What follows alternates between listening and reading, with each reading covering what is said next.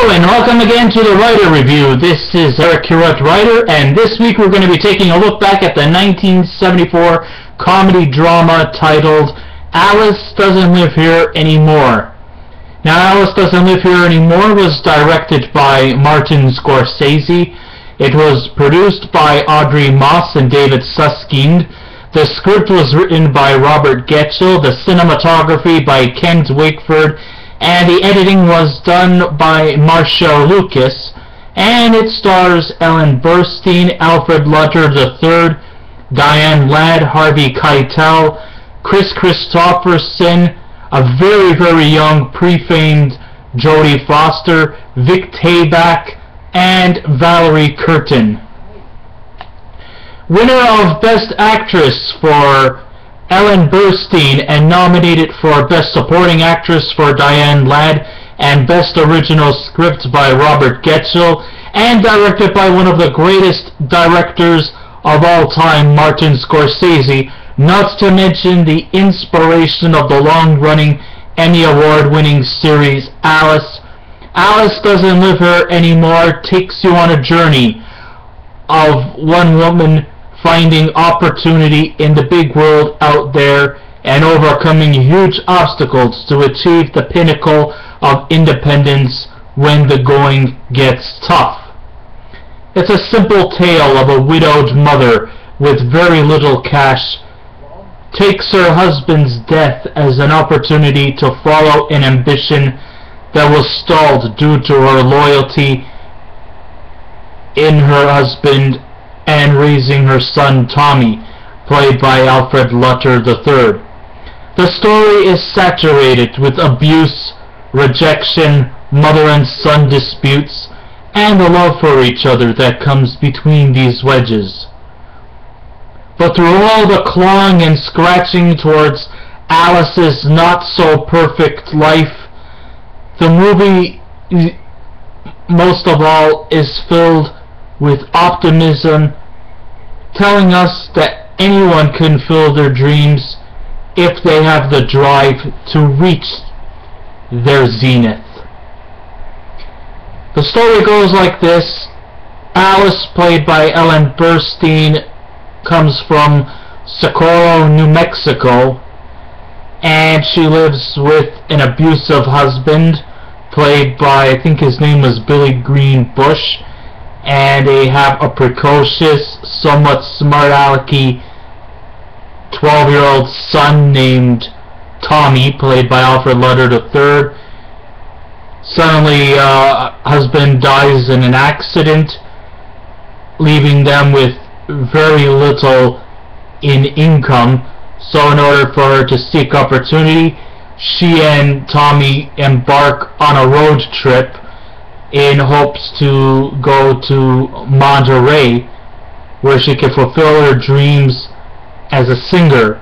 Along the way, she tries to apply for jobs auditioning in dingy clubs and taverns, and then eventually she also winds up working at a diner called Mel's Diner, owned by Mel Sharples, played by the late Vic Tayback, who eventually reprised his character on the long-running TV series Alice. And of course there she also meets some other waitresses there, including the smart-alecky, somewhat foul-mouthed, passive-aggressive waitress named Flo, which was played by Diane Ladd, who was nominated for Best Supporting Actress, and the shy, introverted Vera, played by Valerie Curtin, who is actually playing a different version of Vera Gorman.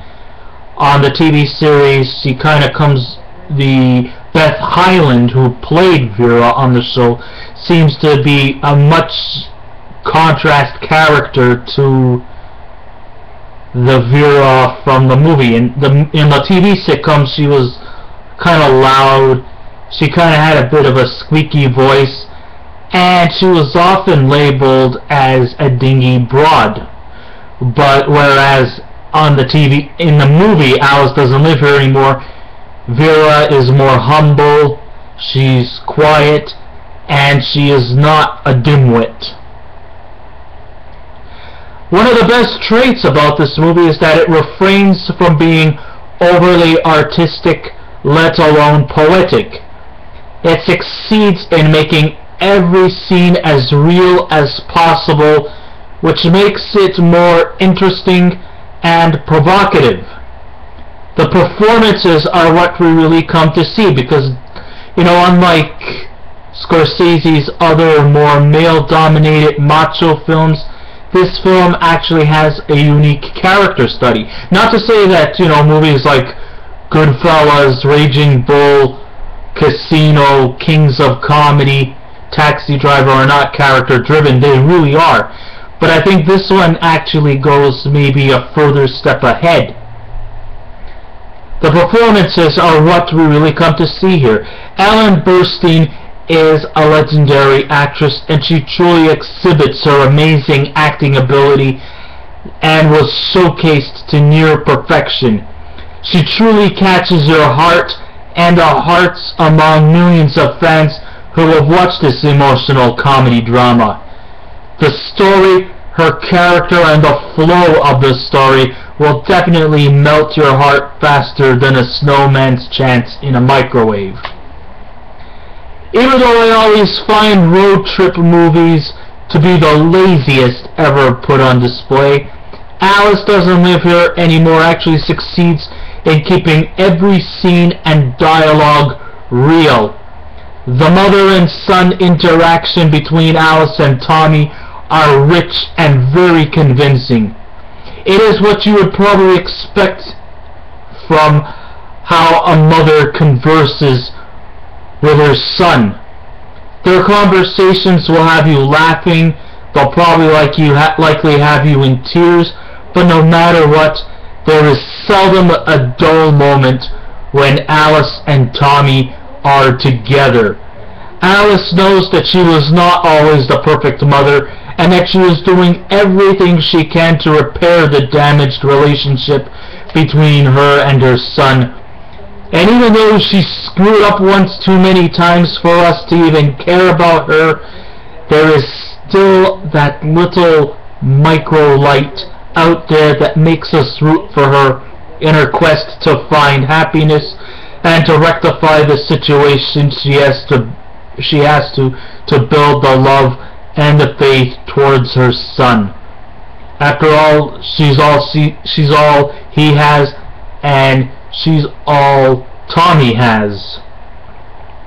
You can't dismiss Alice by not trying and give her son the life he deserves. And like always, kids rebel that the feeling that their needs and wants are more important than the fact that you can't always get what you want. Together they keep us engaged, and they really reflect on the younger audience who may have had verbal matches with their parents. But in the end, the love between them is the ultimate compromise each one embodies, and that makes this film worthwhile. Burstyn was amazing in her role as Alice Hyatt. Sure, she was imperfect, and it makes you cringe after one stupid decision after another, but we realize that no one is perfect, and everyone at one time has done stupid things. But in the end, I cared about her and her son, and wanted very much to see her emerge victorious in achieving her goals, whether little manial ones or ones which are perhaps more complex. Rounding out the supporting cast that has me intrigued was the performances from Harvey Keitel as Ben. He was just outstanding, even though he was sadly underused.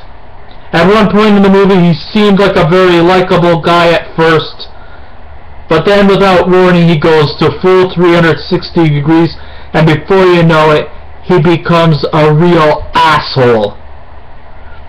He comes across as a warm guy with a trusting smile, but then later we didn't expect him to be a two-timing, wife-beating a-hole.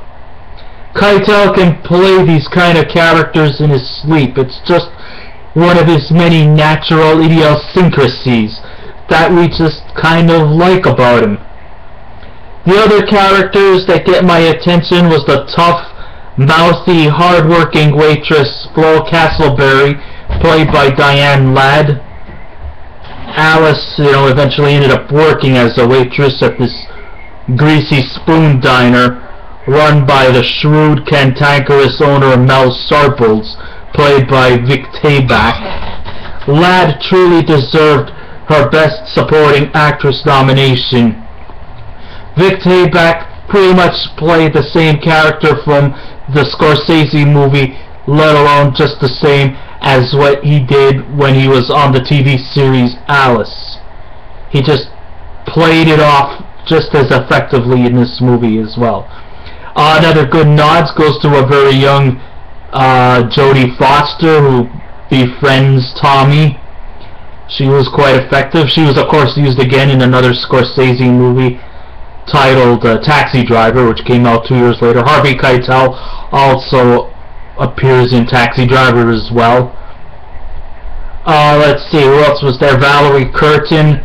She was also quite effective in her performance as Vera, a character completely opposite to Beth Hyland's character from the TV series. Let's see, who else is there? Kristofferson, let's not make no mistake about him. He's just as great as a country music star as he is as an actor. He plays probably one of the rare, more likable male characters in this movie. And eventually he and Alice David, that's the name of his character, becomes better acquainted. So I actually say this is a character-driven film, which is kind of like what you would expect from a Martin Scorsese directed movie. While many people will get frustrated for not caring about people and the situations they're in, but to me, my anguish stems completely opposite. It's because of the fact that we care too much for the characters. I wanted to see Alice succeed. I wanted Tommy to get a better life for himself once he reaches adulthood. The storytelling is custom made to keep you on your feet, and we root for them like we do when the Yankees beat the Red Sox in baseball or vice versa. And what's really great is that it's not the end all for Alice and Tommy, but just the beginning of their new lives, and it'll be a long time before settling in. So Scorsese does everything he can to keep it real. This truly is a very underrated film for Martin Scorsese, and truly one of the best films in 1974. I mean, if I was to give this movie a scale out of 10, it's a 9. You've got to see it.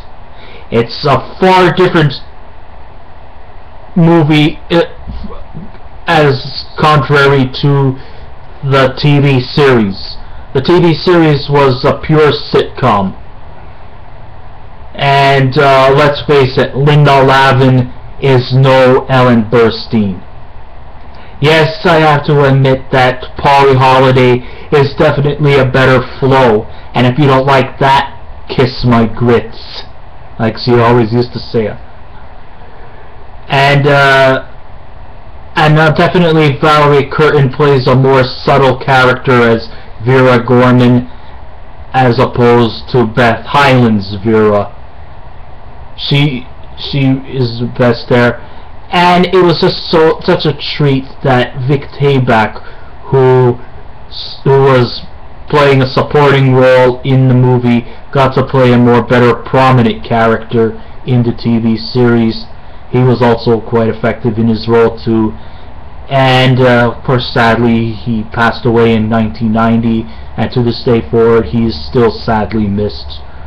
So I guess this ends my writer review. Thank you all for listening in. So on behalf of myself, I will be back again with another movie review. Remember, you could subscribe to my channel.